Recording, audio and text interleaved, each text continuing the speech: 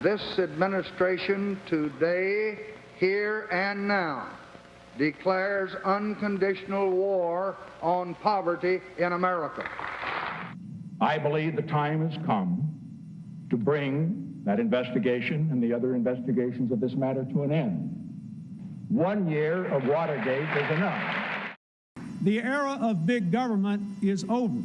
States like these and their terrorist allies constitute an axis of evil, arming to threaten the peace of the world.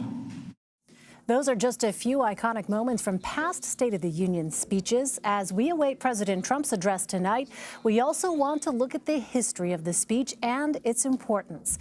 Joining me is presidential historian Larry Sabato. Larry is the director for the Center of Politics at the University of Virginia. He joins me from Charlottesville, Virginia.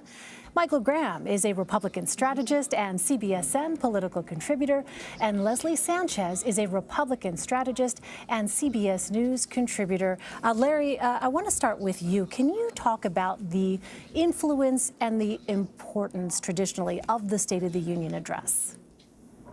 Yes, the State of the Union address did not matter all that much until television.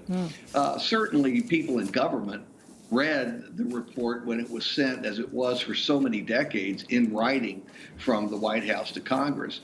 But generally speaking, it wasn't a big moment in the year for American government, American politics, or even for the president and Congress. It became important in the age of television. I think there's no question that President Kennedy was the first to use it well.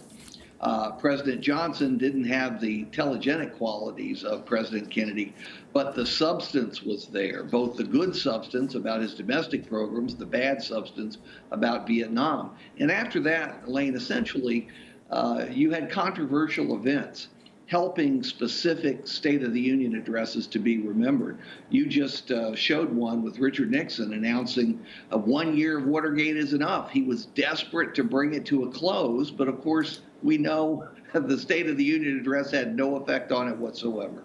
And Leslie and Michael, how have past presidents used the stage? Do you think the speech itself is as relevant as perhaps in past years, given that we have social media, and this president in particular likes to use Twitter to directly reach out and speak to people? I'll jump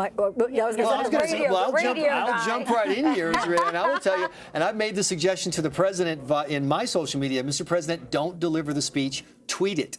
The first ever tweeted State of the Union. And obviously, I'm being somewhat not serious, but just as Larry was talking about how each president embraces the power of the media that's available, Trump is much better in a tweet than he is in a speech. And he really, I thought during the whole shutdown fight that might be a solution, just have a long Twitter thread. It's all there. Go home. Thank you and good night. The problem with that is it creates another Twitter fight. I would like to see the Democratic response to that by tweet. We'd stop like 3 tweets. All the hashtags. And then people would be so mad at each other that they wouldn't even understand what was happening anymore. But in this day and age, right, with the pomp and circumstance, and then you'll have this tableau of House Democrats, and you'll have House Speaker Nancy Pelosi looking on. I think a lot of Americans will be very interested to see that dynamic. Well, what we talk about is it used to be a 24-hour news cycle. Now it's a 2 to 4 second tweet cycle. So what you will see through Twitter tonight are all the eye rolls and the applause lines, and they're looking for those types of iconic moments that come out.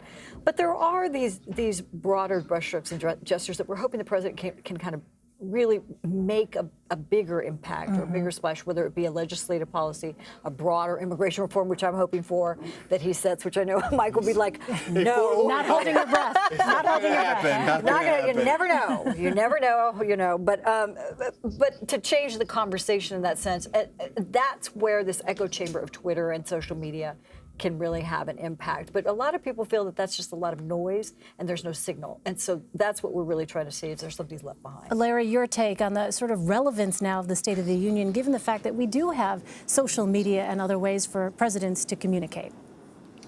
Yes, actually, my mind is blown by that idea of having the whole speech tweeted. Wow, look at you, Michael. You blew his mind. I may look for some people to do that. I bet that happens. But look, here's another way that the speech has changed, and it's not a good way. When I was growing up in the dark ages, really, Eisenhower, Kennedy, Everyone watched the State of the Union, in part because it was roadblocked. It was on the only 3 networks that we had. But it didn't matter whether you were a Democrat or Republican or the president was a Democrat or Republican. You watched. There wasn't very much partisan difference. Increasingly, and this really accelerated during Bill Clinton's terms, and it's continued off and on, and has become pretty extreme in President Trump's term so far. You're having Republicans watch Republican presidents give a State of the Union address, and Democrats don't tune in, and then the reverse is also true. When Democratic presidents are in giving the State of the Union, Republicans disproportionately don't watch. So you talked about an echo chamber. The echo chamber is louder than ever for your party base, but the other party is watching something, some soap opera or South Park or something. Yeah. All right. On that note, Larry Sabato, Michael Graham, Leslie Sanchez, thanks to you all. They're watching Netflix and Amazon Prime. That's what they're watching, Larry.